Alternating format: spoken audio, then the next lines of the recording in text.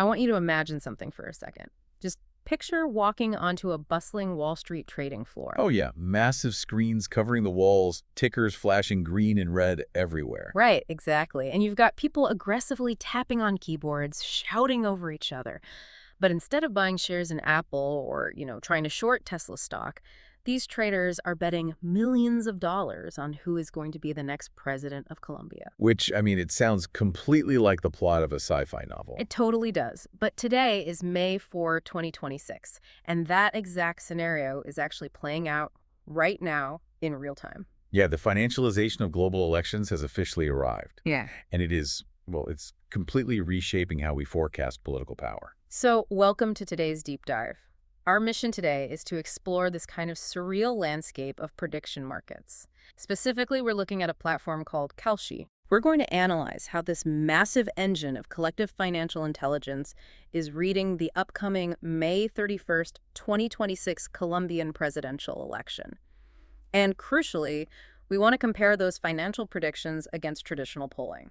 Yeah, because we are looking at a highly volatile political landscape being mapped out by global capital. The tension between local sentiment and international money, it just provides this fascinating case study in human behavior. It really does. But hey, before we jump into that data, I want to pause and say something directly to you, the listener. Yeah, this is important. Right. We are going to be discussing real political figures today, representing both the left wing and the right wing of Colombian politics.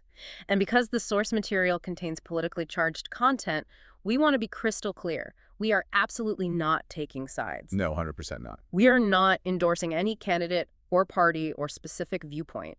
Our only goal is to impartially report and unpack the data, the trends, and the underlying financial mechanisms contained within the sources we're analyzing today. Exactly. We're just treating the election as a data set. The focus is entirely on the mechanics of prediction, not the politics themselves. Okay, let's unpack this. How does a financial derivative actually predict human behavior inside a voting booth? I mean, on the surface, a day trader staring at a terminal in New York and a citizen casting a ballot in Bogota, they seem like they live in completely different universes. They really do. And to understand why these prediction markets are currently being treated as, like, modern crystal balls, we have to tear apart your actual machinery. Okay, let's do it. So let's look at Kalshi. It's a prediction exchange based in New York. And the foundational piece of context to grasp here is that this is not some offshore, unregulated online casino. Right. It operates under the jurisdiction of the CFTC. That's the Commodity Futures Trading Commission. Right. In the U.S., that's the federal agency that regulates derivatives markets. And that distinction actually matters a lot because it brings institutional guardrails to the table. We're talking about strict anti-money laundering protocols, identity verification, and consumer protection laws that apply to something like the Chicago Mercantile Exchange. Yes, exactly. Those guardrails legitimize the data. You don't have phantom users creating millions of fake accounts just to skew the numbers. Which is huge. Right. And the mechanics themselves, they're actually quite elegant in their simplicity. So the contracts on Kalshi max out at exactly $1. Okay. If you buy a contract for a specific candidate to win, and they actually secure the presidency, that contract pays out a full dollar.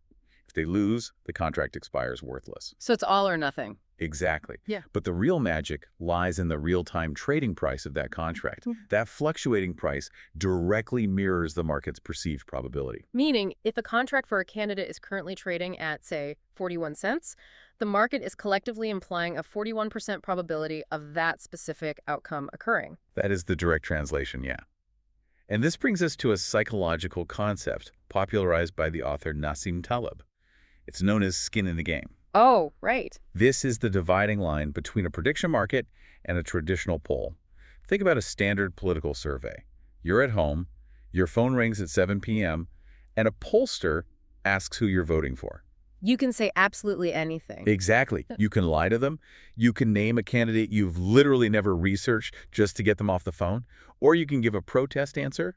There are zero consequences for being thoughtless. Because giving an opinion is entirely free. It costs the respondent absolutely nothing to be wrong. But on a platform like Kalshi, if you drop $500 on a belief that a candidate will win and your analysis is wrong, you lose $500 of your own hard-earned money.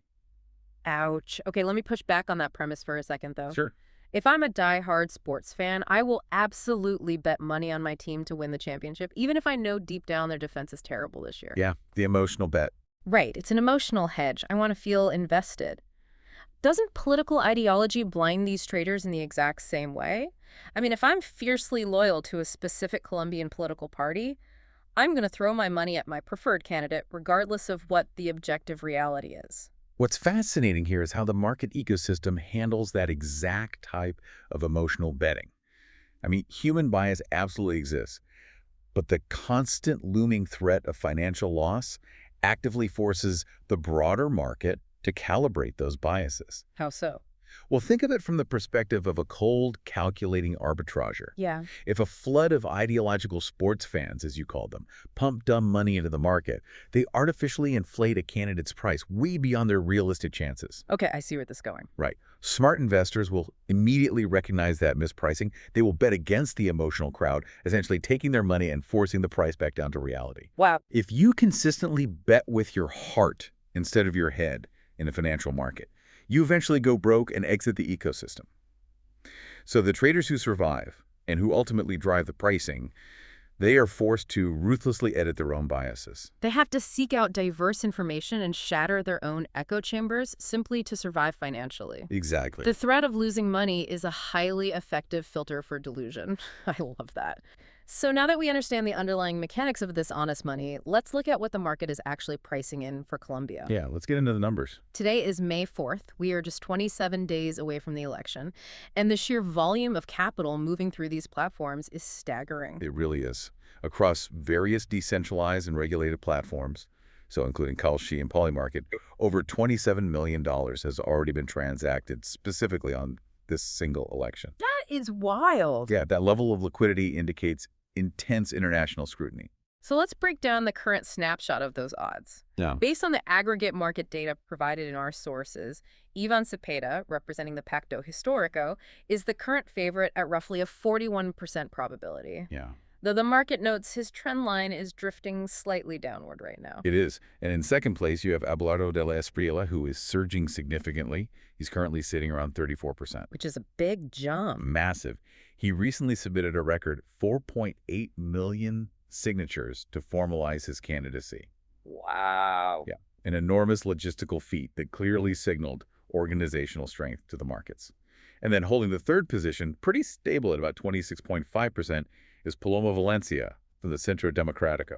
Okay, so to make sense of those numbers, we have to anchor them in the realities of the last 4 years.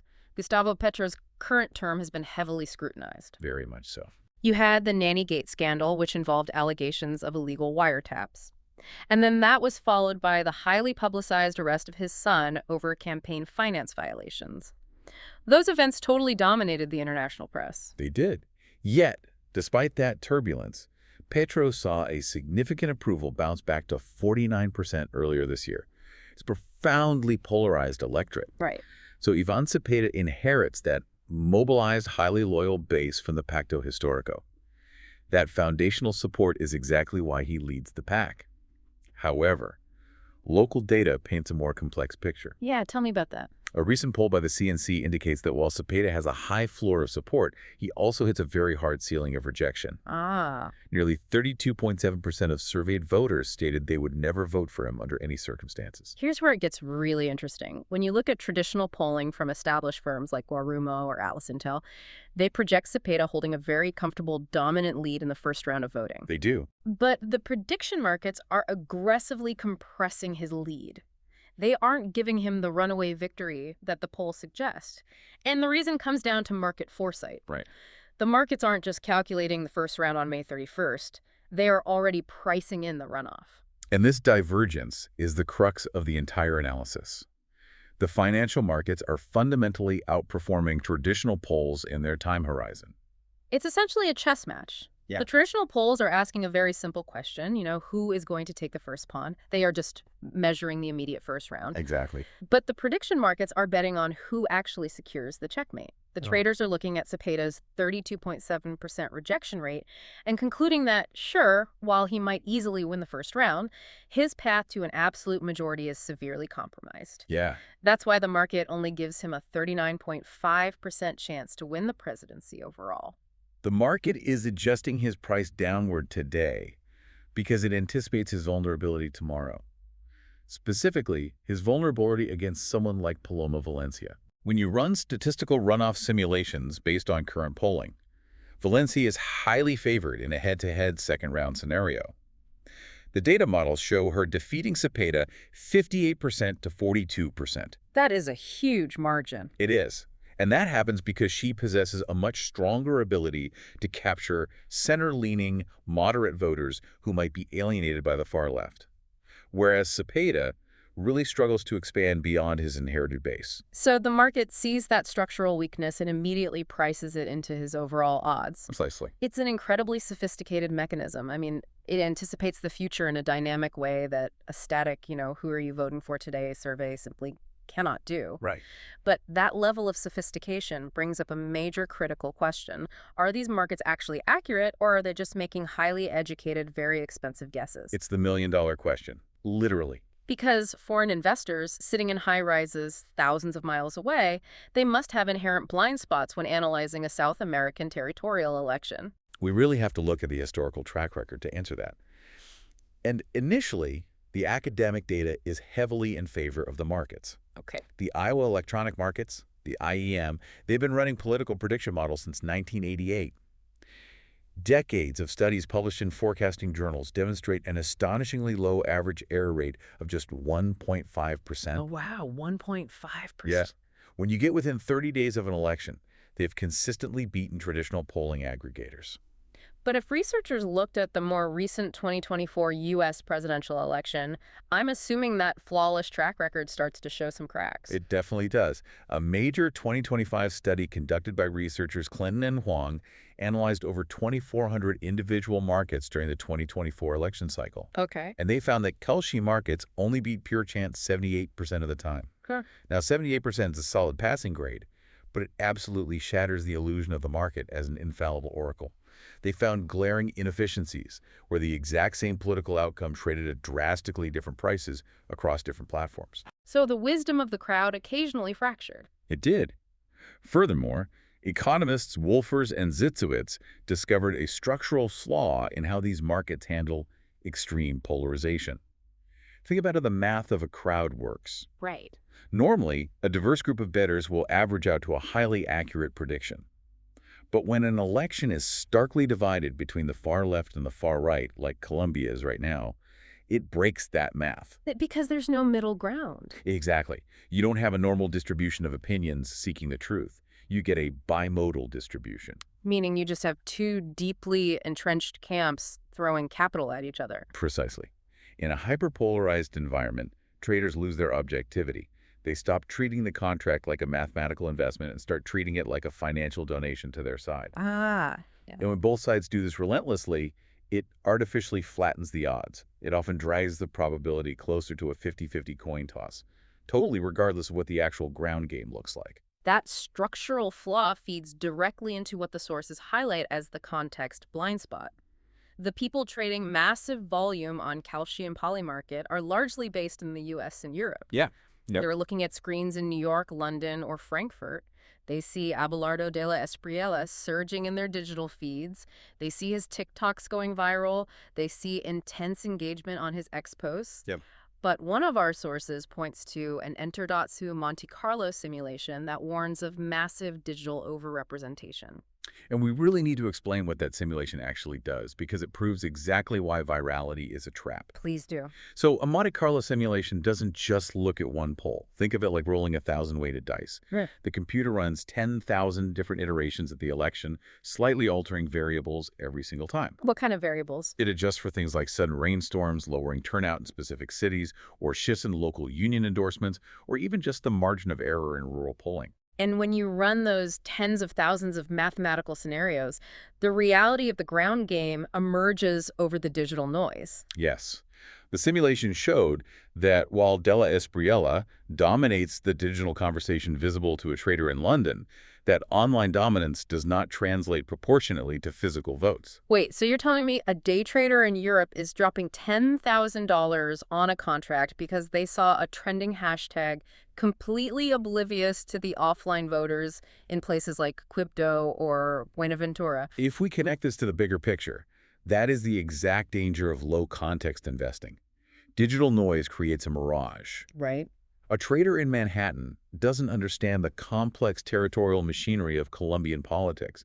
They don't grasp the entrenched power of local political brokers in the Caribe or the Pacifico regions. You probably can't even point to them on a map. Exactly. They likely have no idea who regional influencers like Mauricio Lescano are, or how they can literally move entire voting blocks on a Sunday afternoon in a rural municipality. They just see a spike in online engagement, assume it's momentum, and buy a contract. It's like trying to predict the weather in Bogota by looking out of a window in Manhattan. I mean, the market processes information at lightning speed. But if the information it's aggressively processing is just a feedback loop of social media algorithms, the output is fundamentally flawed. The market becomes highly efficient at pricing in the wrong variables. Oof. This transitions thus into some deeply uncomfortable territory.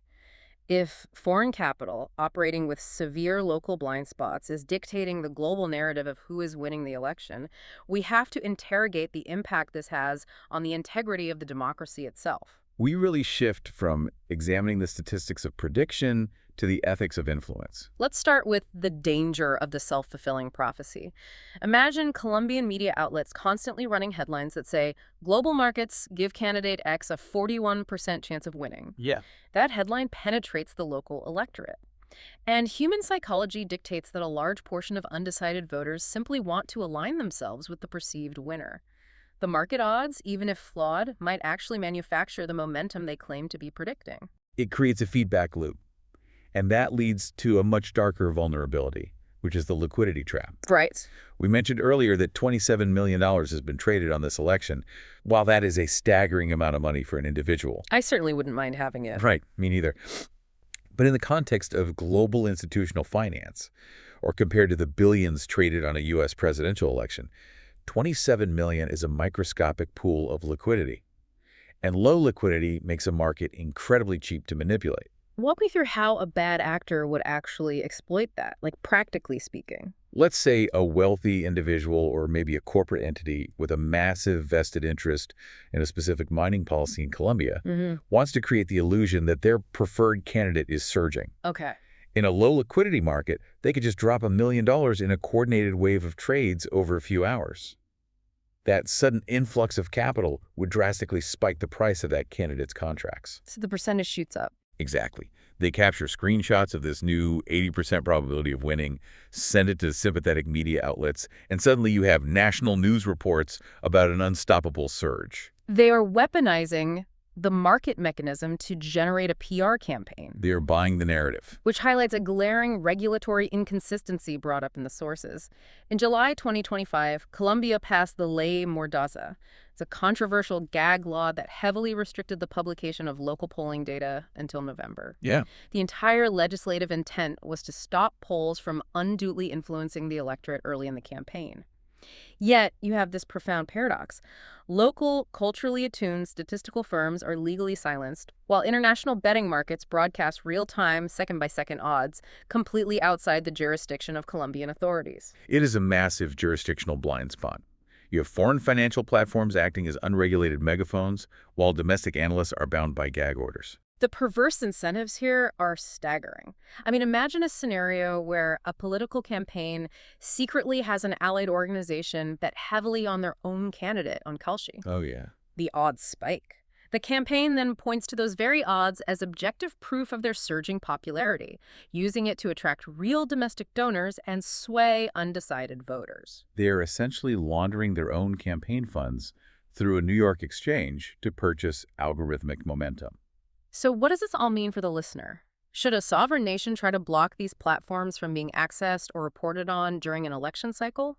Or do we just have to accept them as a deeply flawed yet inevitable modern tool? This raises an important question regarding the flow of information in an open society. Historically, trying to suppress information usually causes more harm than the information itself. Sure. Yes, these markets have glaring vulnerabilities, but traditional polling has systemic flaws as well. In political science, there's a behavioral theory called the spiral of silence. Let's ground that concept for a second. Think about living in a deeply conservative, tight-knit town. Your phone rings, and a pollster asks who you are voting for. Right. If you are secretly planning to vote for a far-left candidate, you might lie. You fear the social stigma. You just stay silent. Exactly. You give the socially acceptable answer to the pollster, rendering their data totally useless. But prediction markets pierce through that spiral of silence. Because of the anonymity. Yes. Because the market is entirely anonymous and financially incentivized, you will log on and bet your true beliefs. The key isn't for governments to ban these platforms. The solution is rigorous media literacy. Education over suppression. Exactly. The public must be taught that a price on Kalshi is just a single data point. It is a metric heavily influenced by foreign capital and algorithmic trends. It has to be contextualized alongside local territorial analysis and deep investigative journalism. It is a thermometer, not a thermostat. It is a highly sensitive instrument for reading the temperature of the room, but it should never be the thing setting the temperature of the democracy. That is the exact framing we need. Perfectly said. Let's synthesize everything we've unpacked today. Prediction markets like Kalshi offer an incredibly rapid, financially incentivized lens through which to view the upcoming May 31st election. They do. They are brilliantly engineered to see past the immediate noise of the first round and anticipate structural vulnerabilities in a runoff like identifying Iván Cepeda's hard ceiling of rejection against a centrist appeal. Right. However, they are dangerously susceptible to foreign blind spots. They can be easily mesmerized by viral digital noise while remaining completely ignorant of the offline territorial voting machinery that actually dictates power in Colombia. They are a powerful analytical engine, but an engine requires the right fuel, and context is that fuel. So, to you listening, the next time you scroll past a flashy headline declaring a candidate's definitive chances of winning, look closely at the methodology. Ask yourself, does that probability come from a free phone survey where words are cheap? Or does it come from a financial market where real capital is on the line? And if it is the latter, take a moment to ask yourself who exactly is supplying that capital and what geographical or ideological biases they might be bringing to the terminal. I want to leave you with a final thought to mull over. We have spent this entire deep dive establishing the premise that skin in the game, the imminent threat of losing capital, forces human beings to process information more rigorously and truthfully than free polls ever could. Right. If that psychological principle is genuinely true, could we ever envision a future where actual democratic voting involves a micro-financial stake for every citizen? Oh, wow. Imagine a system that structurally forces the electorate to research policies, histories, and candidates with the exact same ruthless rigor that a Wall Street trader applies to researching a stock, simply because the voter has a tiny but very real financial stake in the outcome. What would that level of incentivized scrutiny do to the health of our democracy? That is a wildly provocative, deeply fascinating idea to end on. The trading floors in New York might be betting on politics right now, but the floor that ultimately shapes the future remains the voting booth. Thank you for joining us on this deep dive. Stay curious, keep questioning the numbers behind the headlines, and we'll catch you next time.